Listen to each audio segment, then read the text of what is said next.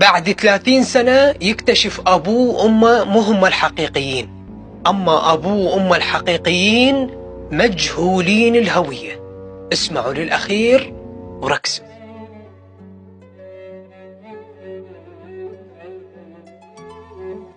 حياكم الله وقصة جديدة. أنا مهندس محمد من مواليد 1992، وعيت للدنيا عائلة طاعة الله سبحانه وتعالى أولا، الأخلاق والاحترام، أب ونعم الأب، وأم ونعم الأم. الوالد الله يحفظه مهندس مدني وموظف بأحدى دوائر الدولة، والأم أستاذة جامعية. الحمد لله والشكر، كل ما أكبر أنا متربي على طاعة الله سبحانه وتعالى والأخلاق والاحترام. أبويا كان صديق إلي، وأمي كانت ونعم الأم والصديقة. كنت الطفل المدلل، ولحد ما كبرت أنا الابن المدلل عند جدتي الله يطول بعمرها أم والدي.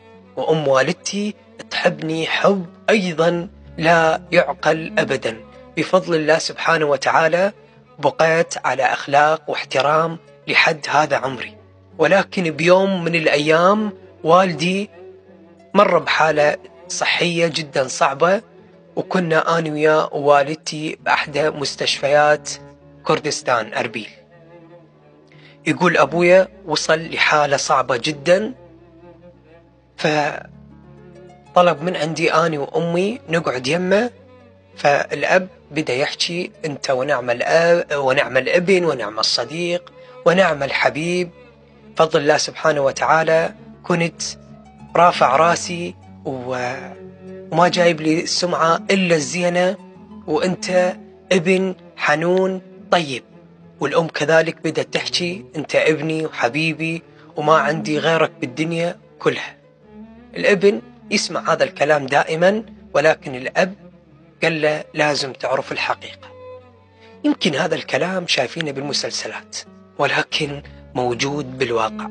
قالوا له بيوم من الأيام سنة 1992 أمك كانت تولد بأحدى المستشفيات.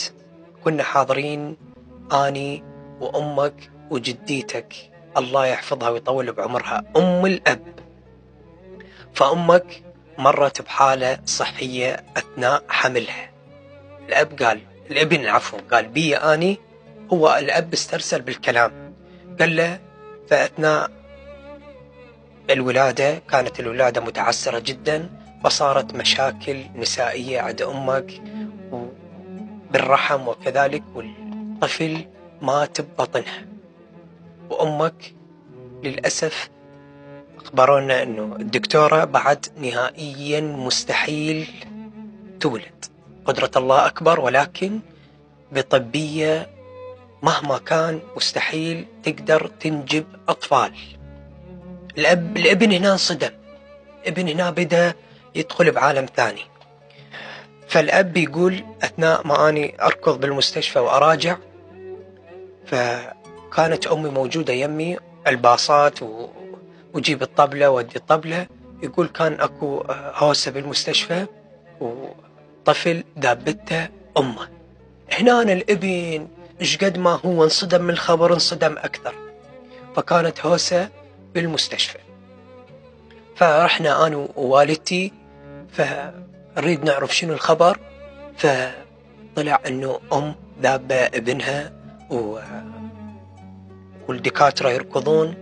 فالوالدة الحجية ظلت مركزة، الأب راح يكمل الإجراءات وما يم شيء، ما مركز بهذا الموضوع، مهتم بموضوع زوجته. فبقت الأم تركز، راح سألت إدارة المستشفى شلون واحد يقدر ياخذه بدون عرقلة وبدون مشاكل وبدون. فالأم بقت تركز وتروح منا وتجي منا. فقعد الزوجة كانت صالة الولادة، وكانت إنه عملية، فكانت أكو مشاكل نسائية صعبة جدا. فالأم حكت ويا الأب ابنها، قالت له: شنو رأيك ناخذ الطفل؟ الابن قال لها: يمه وين ناخذه؟ قالت له شنو رايك ناخذه؟ قال لها يما ما معروفين اهله وهذا يكبر ومصيبه علينا. قالت له لا ما حد يعرف، وزوجتك بعد ما تولد. قال لها يما ما نعرف اهله اصله فصله، الولاد يمكن بحلال يمكن بحرام. قالت له لا ناخذه ويكون سر بيننا احنا الثلاثه ما حد يعرف به. قال لها خاف ما تقبل. قالت له لا. راحوا اجراءات ومنا اخذ الطفل، صحت الزوجه والطفل بايدها. معقوله عاش ابني؟ خلاها تستقر وتطلع من المستشفى، ورا شهر تقريبا اجتمعوا الأم والابن والزوجة.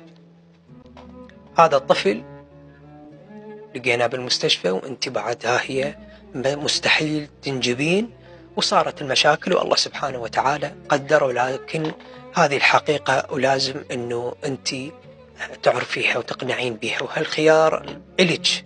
تريدين تتقبلين، تريدين يرجع الطفل وقدام الناس هذا الطفل مو طفلك والكل فرح وأمك وخواتك وإحنا وكلتنا فرحنا. ما تقبلت. لا خذوه أنا أريد ابني. ما تقبلت. بعدها يومين ثلاثة بدأت تحن على الطفل، تحطه بحضنها، وأيضا يعني حنانها وحنيتها. يعني العلم أنه هي ما رضعتها لأن كان عندها أيضا مشكلة نسائية، فكانت تهتم بي وتحضن بي وتناغي. الأم تقبلت الفكرة وظل سر أمها أقرب الناس إلها، خواتها أي واحد ما يعرف، بقى السر بين دولة الثلاثة. فقال له الأب ما حد يعرف بس احنا الثلاثة، ولكن احنا احتويناك مثل ما تشوف انت، ما عندنا غيرك بالدنيا، انت الابن وانت الحبيب وانت الصديق. الابن اطلع من المستشفى 3 أيام بالمضبوط ما حد يعرف به. الاب تأزمت حالته، الام قلقة، الام اشقد حالة زوجها صعبة، ولكن بالها يم ابنها، نار وتشتعل، الدموع تسيل. ابن بعد 3 أيام بالمضبوط رجع للمستشفى، والابن مباشرة على أبوه يشبك به وعلى أمه. يقول محمد قلت لهم أنا أشكر الله سبحانه وتعالى لأن أمي ذبتني، ولأن الله سبحانه وتعالى قدر وصار اللي صار، وأحمد الله سبحانه وتعالى أشكره أنه بعدني عن أمي، لأن أمي لو كانت تحبني ما ذبتني. وأشكر الله لأن أنتوا أمي وأبوي. الأب لما سمع هذا الكلام، صح هو مو أب ولكن كان أب ونعم الأب، تحسنت حالته النفسية جدا، والأم فرحة جدا، فعرف الحقيقة واقتنع أنه دول الأهل الحقيقيين. فالأب الله سبحانه وتعالى شاء وكتب له عمر جديد، وحالته الصحية جدا ممتازة وطيبة. محمد يقول أني هسه إيش قد كنت عايش بأمان واستقرار، هسه عايش باستقرار وأمان أكثر، لأن مستحيل ألقي أحد يحبني ويحتويني ويحترمني مثلهم. ومو قلق إنه أنا ابن حرام وابن كذا، لا، أنا ابنهم الحقيقي اللي رافع راسهم، وراح أبقى رافع راسهم دائما وأبدا إن شاء الله تعالى. محمد يقول بإذن الله سبحانه وتعالى، بإذن الله راح أحاول حتى أخذهم إلى الحج الأكبر إن شاء الله تعالى، وأحاول حتى لو كان على حسابي، وأهم شيء أخذ جديتي الحنونة الطيبة اللي ما حسستني إنه أنا مو ابنهم، لأن أكو بعض جداتي يكون عندهم انتحاسة، لا، حسستني أني المدلل الوحيد، الشيء الوحيد بهالدنيا، وفعلا ما زالت تحسسني بهذا الشعور. ونعم العائلة، وتربيت على طاعة الله سبحانه وتعالى، وراح أبقى على طاعة الله سبحانه وتعالى. قصة محمد أكو قصص مشابهة إلها، ولكن الأيام القادمة راح نسمع قصص المتابعين أو نسمعكم إياها إن شاء الله.